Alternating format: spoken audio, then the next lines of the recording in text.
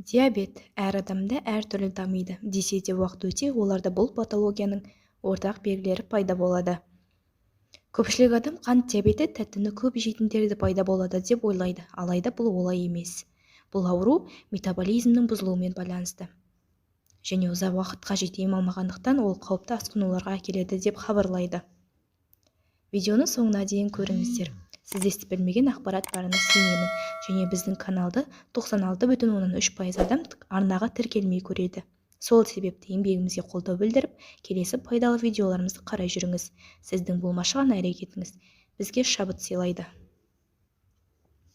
Қант диабеті дегеніміз не? Қант диабеті зат алмасудың бұзылуымен байланысты. Ол қандағы қант деңгейінің, яғни глюкозаның созылмалы жоғарылауымен сипатталады. Бұл аурудың пайда болу себебі қан айналым жүйесінің глюкозаны алып тастауға және оның адам бұлшықеттеріне сіңуіне жауап беретін инсулиннің бөлінуінің, оның жұмыс істеуінің бұзылуы. Көмірсулар ағза үшін тамақтану көзі. Инсулин әсерінен ол глюкозаға дейін ыдырап, органдар жүйесімен тіндерге түседі. Егер бұл процестер бұзылса, қандағы глюкоза деңгейі көбейіп диабет тудырады. Бұрын бұл ауруға егде жаздағы адамдар шалдығатын тұғын, алайда қазір қант диабетіне жастар да, жасөспірімдер де қиналады. Қант диабетінің түрлері. Диабеттің бірінші және екінші типі жиі кездеседі. Қант диабетінің бірінші типі инсулинге тәуелді. Инсулин бөлетін ұйқы безі қызметінің проблемаларымен байланысты. Бұл аутоиммунды ауру. Ұйқы безінің біраз жасушасы бұзылады. Соның салдарынан қандағы инсулин мөлшері азаяды. Көмірсулар сіңуі нашарлайды. Глюкоза қанға жинала бастайды, ал бұлшықеттер оны дұрыс алмайды. Диабеттің бұл түрі жиі 30 және 35 жастағы адамдарда кездеседі. Қант диабетінің екінші типі инсулинге тәуелсіз. Ұзақ уақытқа дейін еш белгісіз өтеді. Бұл кезде инсулин ағзаға жеткілікті, бірақ ол қажет түрде жұмыс істемейді. Екінші типті қант диабеті көбіне 35-тен асқан науқастарда пайда болады. Қант диабетінің негізгі белгілері. Диабет әр адамда әртүрлі дамиды. Десе де уақыт өте оларда бұл патологияның ортақ белгілері пайда болады.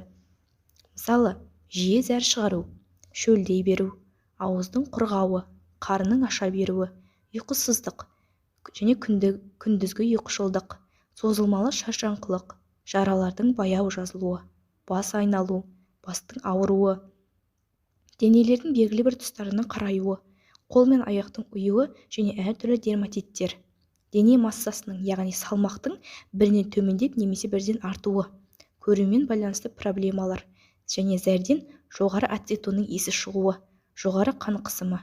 Егер өзіңізден осы белгілердің біреуі немесе бірнешеуін байқасаңыз, бұл дәрігерге қаралуға себеп. Барлық симптомдар кенеттен пайда болмайды, біртіндеп дамиды.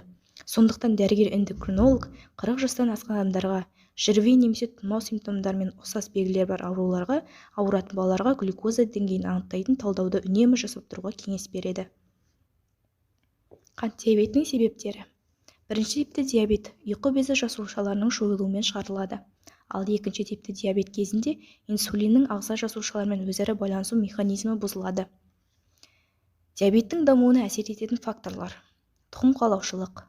Егер ата-ананың екеуі де екінші типті қант диабетімен ауыратын болса, онда балаға 100% қауіп-қатер төнеді. Артық салмақ пен семіздік. Ерлерде бел орамы 102 см, әйелдерде 88 см-ден көп болса, ол қауіп-қатер тобына кіреді. Ұйқы безі мен басқа да эндокриндік мүшелердің аурулары, вирустық жұқпалар, қызылша, гепатит және тұмау, психологиялық жарақаттар немесе күйзелістер. Қант диабетін қалай анықтаймыз? Қант диабетінің екі түрі де қан мен зар анализі арқылы ондағы глюкоза деңгейіне қарап анықталады. Зәрдегі глюкоза бүйрек межесінен өткеннен кейін анықталады. Алайда дәрігерлер тек бұл нәтижеге қарамайды.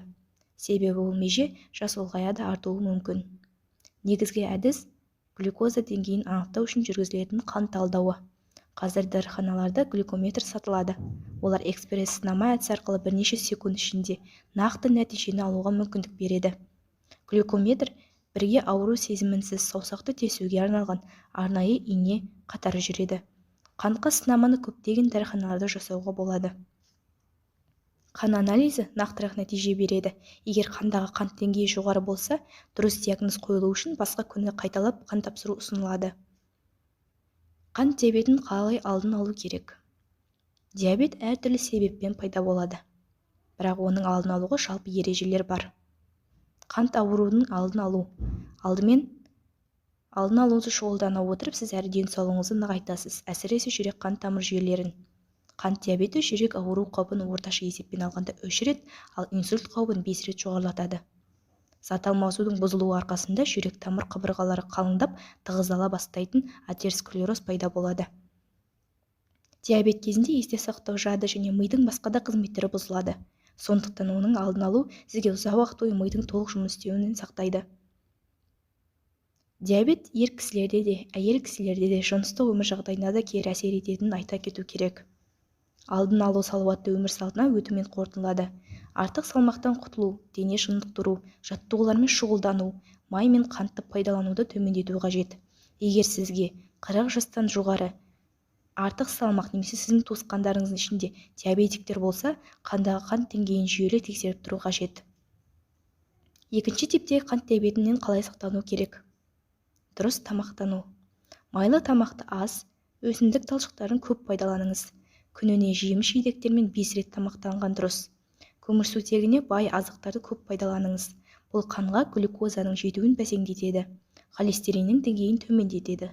Сондықтан ірі тартылған ұнның, нанын, макарон өнімдерін, күріш, жемістер, сұлы, арпа, қырыққабат және қарақұмық жеңіз.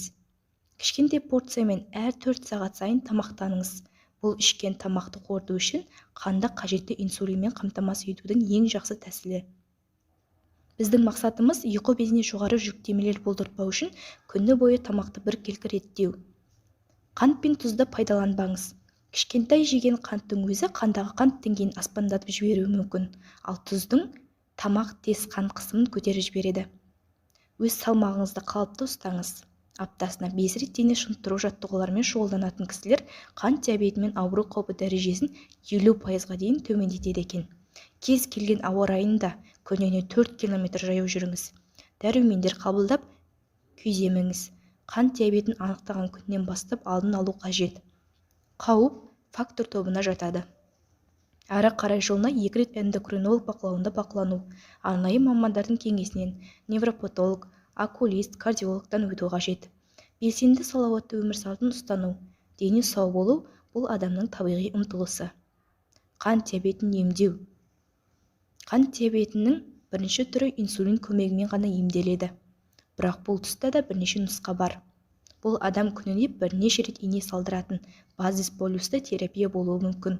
Сондай-ақ науқас тұрақты режимде ағзаға инсулин жіберіп отыратын арнайы аппарат, помпаны қолдана алады. Қазіргі уақытта донордағы ұйқы безін трансплантациялау тиімділігі туралы мәселе қарастырылып жатыр. Мұндай бірнеше ота да жасалып қойған. Қант диабетінің екінші түрінде емдеу нұсқасы көбірек. Біріншіден белгілі бір диета мен өмір салтын өзгерту жеткілікті болуы мүмкін. Дәрігер науқас жағдайына қарай дәрі тағайындауы мүмкін. Егер ұйқы безінің өзінің инсулин қорын түгел жұмсап қойса, терапияға инсулин қосылады. Бұл қант диабетінің екінші түрінің ең үздік профилактикасы. Дұрыс тамақтануға, дене шынықтыру немесе жаяу жүрісті де қосқан абзал. Видеоларды жақындарыңызбен бөлісіп қарай жүріңіздер. Келесі кездескенше ауырмаңыздар. Сіздерге пайдалы болды деген үміттемін.